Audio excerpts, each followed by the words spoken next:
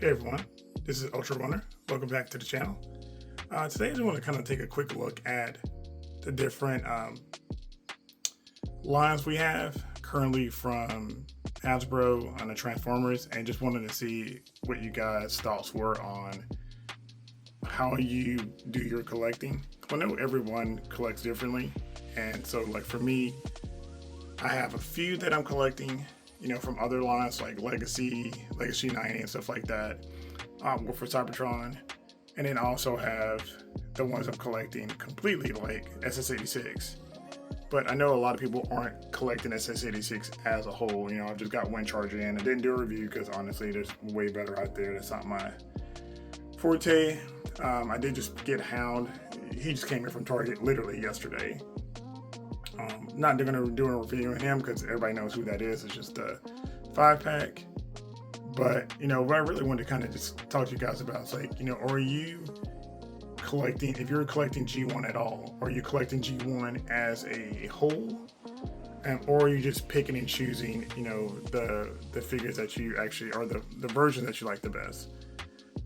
One reason made me think about this was a lot of people are saying, hey, if I would have known this would have came out, I would have got this version here.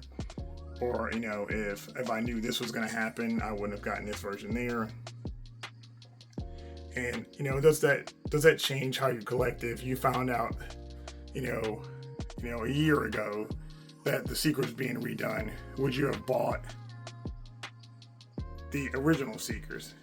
Which were technically this was the Earthrise Starscream that they just basically quote unquote reformatted for SS86, and we know he is not as accurate looking as this one here, and just not as good looking in general. I mean, there's nothing wrong with the Coronation Starscream. I actually didn't mind it at all. But are you looking for just a specific version? Is there anything in your lineup that you kind of go, hey, well, if I knew this ahead of time, like Hot Rod, for instance, the new Hot Rod's coming out. He's not currently available on my Target, but I'm sure he will at some point. And I end up picking him up. Because like I said, I am completionist on this line, so I am picking up every single one. But, same thing with the Dinobots. The Dinobots are not quite as accurate as they should be. They could be a little smoother. This would be great if, Snarl had the gold finish instead of the yellow paint where he doesn't match the rest of the guys. But let's say, for instance, you find out they're going to re-release him and he's going to be gold or smoother. Would you want Hasbro tonalities up front, or would you want them to continue doing what they're doing now? You just pick up every one you want, or wait to a certain point. Because like this cup here, this was the original cup with the clear window. And then you got them later on with the painted, which was the Buzzworthy Bumblebee, which I guess had just been replaced on with the More Than Meets the Eye. Some of the figures I think, may be redone at some point. This was just a re-release, just repainted of Blaster. The Perceptor was a retool, which I think was probably one of the best they've ever done. I really, really like that figure. But, are you picking up your SS86 lines and using that just to fill in your G1 family? Like over here, I've got the War for Cybertron stuff and the Legacy stuff here, and this is my G1. I'm not doing a lot of G1 other than the movie stuff. I have my Wardon set here. I have the mini bots because I do like the mini bots. I'll probably pick up most of those, and the Wardon set, and then you got the Episode 1 figures here. But I guess the question is, are you just looking for, or are you guys just collecting G1 just to have the whole layout and then picking and choosing the best one you want, or are you line collecting? So for me, like I'll go back here. So Wardon was specifically this look.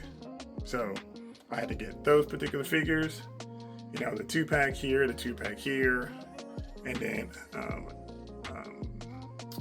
Superion. And then for this is just the ones I really like. I got Inferno and Red Alert because I like those two guys paired together. I've got Smokescreen and Defcon from that the Gambler episode, and then you've got the Dawson Bros. Got a few of those. That Sideswipe will probably be good enough for a while until they decide to do something else.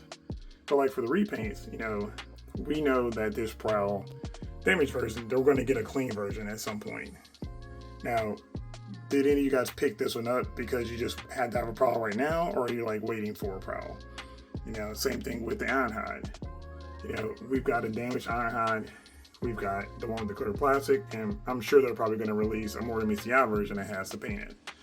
Same thing with the Ratchet. Are you waiting for the version you want, or are you guys picking up just what you can and in the meantime and figuring out from there? And of course, you got the two Ironhides, the Ironhide and the Ratchet back there, two of the deluxe versions. Like I said, I'm a completionist, I'm picking up at all of it, so, and see how it goes. When you come around over here to my Galvatron, a lot of people love this Galvatron repaint because it's a little bit more accurate. If you already had it, did you get this one too? Or was that the one you had currently good enough with the lighter purple? You know, this one's probably the funniest because Scourge was so hard to find when I first started collecting, and now he's been re-released and a lot of people were using a sweep of Scourge, and so did you pick up a new one? You know, Sarchicons, you know, I know a lot of those from the old sets they had out there. You know, Soundwave, of course, I think for most people is to pick up just because the tapes aren't the greatest looking, but for me, I mean, they're fine. That's not a big deal. You know, Megatron was a win. You know, the new Secrets, of course, are pretty stellar. And then I've got, this is actually a Magic Square 6-shot, and that's Legend scale. That's why it's so small. And then the only thing I have outside of that is I really like the look of the Tetrajets in the War for Cybertron series versus the G1s. And I wanted to pick up this Jetfire because Jetfire also, you know, was pretty cool being a commander of, you know, the Decepticons for a while, Decepticon Seekers.